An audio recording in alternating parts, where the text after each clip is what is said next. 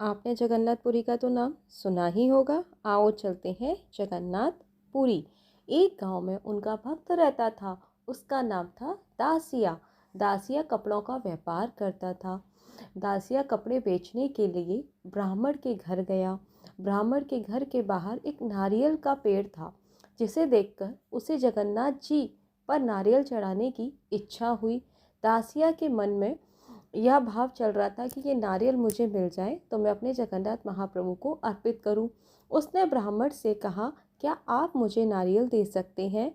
मैं उसे अपने आराध्य देव जगन्नाथ जी को अर्पित करना चाहता हूँ। उसका जितना भी मूल्य हो आप उसे कपड़ों के मूल्य में से काट लेना। ब्राह्मण बड़ा धूर्त और लालची था।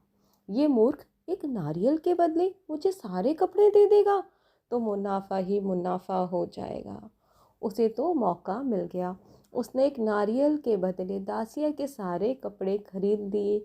और दासिया था बेचारा सीधा साधा भोला भाला और सरल मन का था। कपड़े बेचकर ही वो अपने परिवार का पालन पोषण करता था।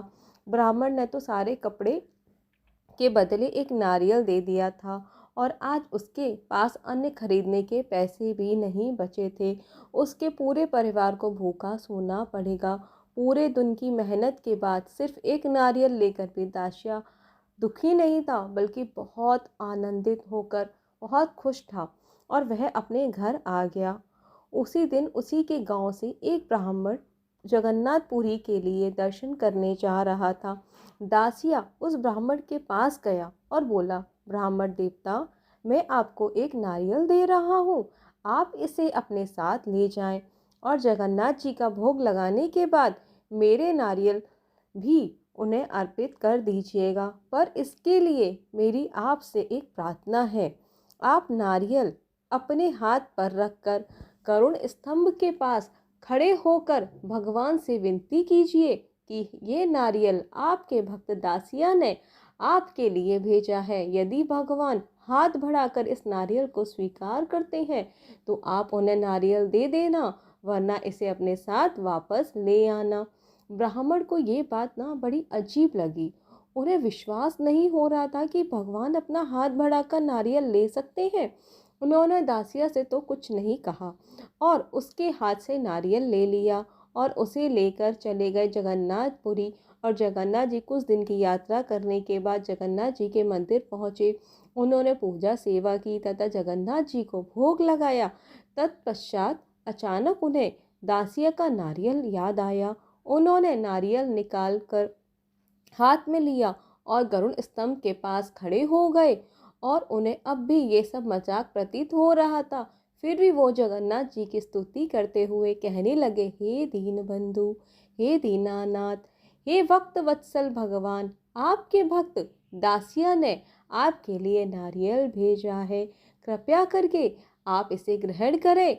भगवान जगन्नाथ जी ने ये भाव सुनते ही अपने हाथ बढ़ाकर ब्राह्मण के हाथ से नारियल ले लिया। ब्राह्मण ने जब ये चमत्कार देखा तो उसकी आंखें फटी की फटी रह गई। आंखों से आंसुओं की धार बहने लगी।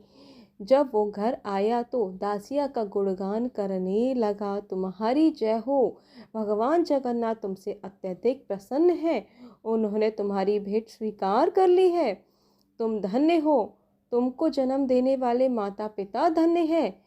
चमत्कार का ये प्रसंग देखते ही देखते चारों ओर फैल गया और गांव के सभी लोग दासिया का गुणगान करने लगे। भक्त वत्सल जगन्नाथ इसी तरह अपने भक्तों के साथ सखा भाव से लीलाएं करते हैं। उनकी महिमा अपरंपार है। तो प्रेम से बोलिए जय जगन्नाथ। राधे राधे। हमारे साथ जुड़े रहिए, बने रहिए, हंसते रहिए, मुस्कुराते रहिए। और हमारे चैनल पर नए आए हैं तो सब्सक्राइब करना ना भूलें। हम आपके लिए इसी तरह प्यारी प्यारी रोचक रोचक कहानियाँ और ठाकुर जी का श्रृंगार लाते रहेंगे।